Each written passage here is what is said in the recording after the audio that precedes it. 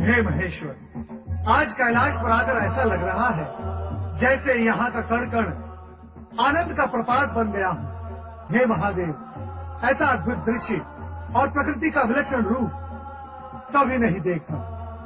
आज महाशिवरात्रि है देवर्षि। प्रभु, शिवरात्रि की महिमा पर आप ही प्रकाश डालिए। सर्वप्रथम जब मैं ज्योतिर्मय स्तंभ रूप में प्रकट हुआ था, वो मार्गशीर्ष मास में आद्र नक्षत्र से युक्त प्रतिपदा का समय था। सर्वप्रथम विष्णु और ब्रह्मा ने मेरे दर्शन किए थे और तभी से ये दिन महाशिवरात्रि के नाम से विख्यात है। हे महेश्वर, इस शुभ दिन का महत्व बताने की कृपा करें। भक्तजन इस रात्रि को शिव कृपा पाने की इच्छा से हमारा पूजन करते हैं। माता, गुरुद्रोह एक आदिवासी भील है जो अरण्यों में रहकर पशु पक्षियों का शिकार करके अपने कुटुंब का पेट भरता है। गुरुद्रोह एक हिरनी पर अपना लक्ष्य साधे उसके पीछे पीछे भाग रहा था। देखते ही देखते हिरनी अदृश्य हो गई। न जाने हिरनी किस दिशा में चली गई है। इस पेड़ पर जाकर देखता हूँ।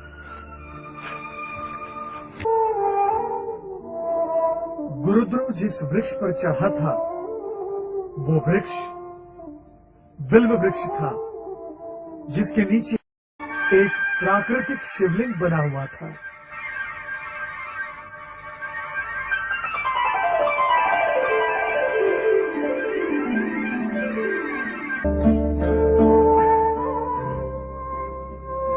गुरुद्रोह, तू इस निरीह प्राणी के प्राण क्यों हरना चाहता है? इसने तेरा आखिर क्या अनिष्ट किया है जो तू इसके प्राणों के पीछे पड़ा हुआ है? नहीं छोड़ा, आप किसी दुविधा में हैं।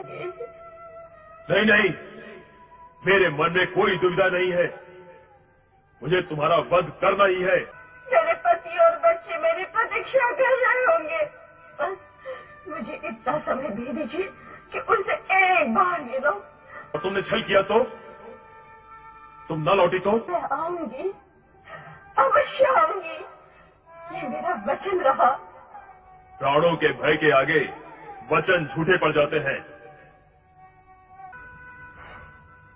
समझ में नहीं आता कि मैं क्या करूं। तुम चली जाओ यहां से, जाओ। इस दया भाव के लिए बहुत बहुत धन्यवाद। आपने अपना कर्तव्य पूरा किया, अब मैं भी करूंगी। तुम शीघ्र जाओ और जल्दी लौटकर आना। मैं तुम्हारी यही प्रतीक्षा करूंगा। धन्यवाद शिकारी जी।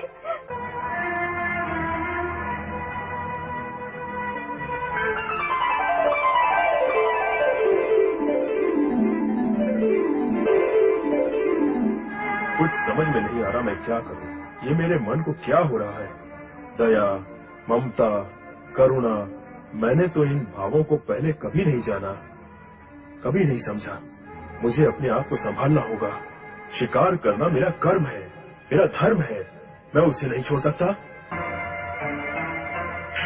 नहीं, मुझ पर दया करो। मैं तो यहाँ अपनी बहन को ढूंढने आई थी। चिंता मत करो, अब तक तो वो घर पहुंच गई होगी और कुछ ही देर में पुनः यहाँ आती होगी। तब मैं उसका शिकार करूंगा, किंतु उससे पहले। नहीं, मुझे छोड़ दो। अच्छा, इतनी देर के लिए छोड़ दो कि मैं घर जाकर देख आऊं मेरी बहन पहुंच गई अथवा नहीं।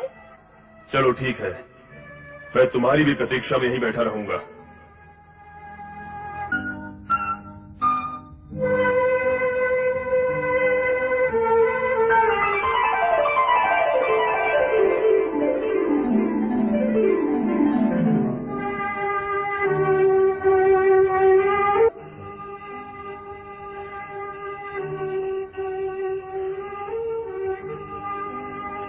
लगता है वे दोनों नहीं आएंगी। मुझे मूर्ख बना के चली गई। अब प्रतीक्षा से कोई लाभ नहीं।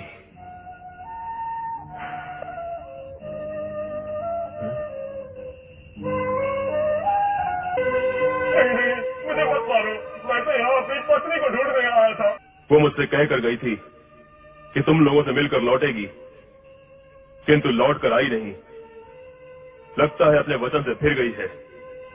मैंने सारा दिन उसकी प्रतीक्षा में गंवाया है।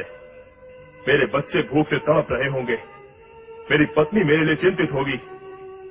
अब मैं तुम्हें ही अपना लक्ष्य बनाता हूँ, मैं तुम्हें नहीं छोड़ूंगा। मत छोड़ना, किंतु इतनी विनती है, मुझे एक बार अपनी पत्नी से मिल लेने दो। ठीक है, तुम भी जाओ, किंतु शीघ्र आना, बहुत विलंब हो गया है। किंतु आज न जाने क्यों मेरे अंदर दया और करुणा के स्रोत फूट पड़े हैं। वाह, अगर दया और करुणा के स्रोत इस तरह फूटते रहे फिर तो तुम अपने परिवार का भरण पोषण कर चुके। मेरी समझ में नहीं आ रहा है आज मैं किस विचित्र से धर्म संकट में फंस गया हूं। प्रत्यंचा खींचते हुए मेरे हाथ क्यों कांप रहे हैं, क्यों?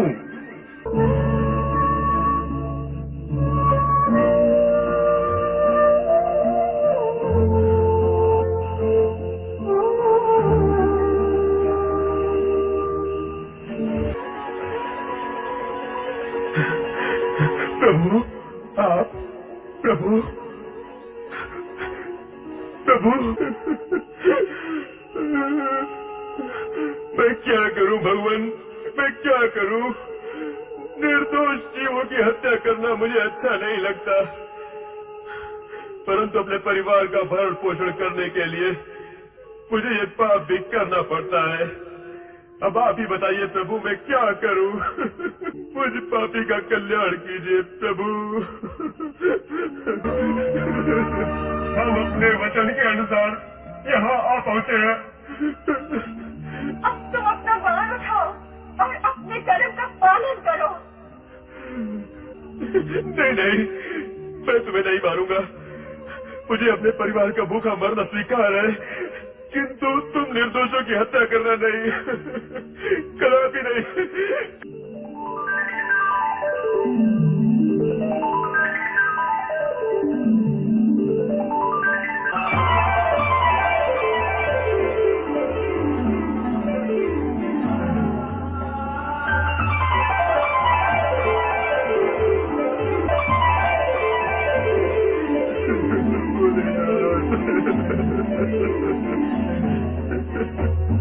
उठो वत्स।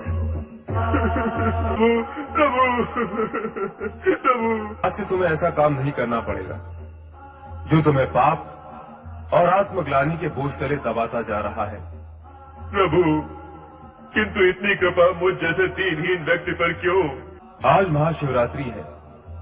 आज के इस पावन दिन बिल्व पत्रों से मेरी पूजा करने के पुण्य के फल स्वरूप तुम्हारा ये कायाकल्प हुआ है, और तुम तीनों ने आज के इस पावन दिन अपना दिया हुआ वचन पूरा कर दिखाया। ये देवी रूप उसी का फल है। पिताजी, तुम सब इस रूप में? ये सब तुम्हारी भक्ति का प्रसाद है।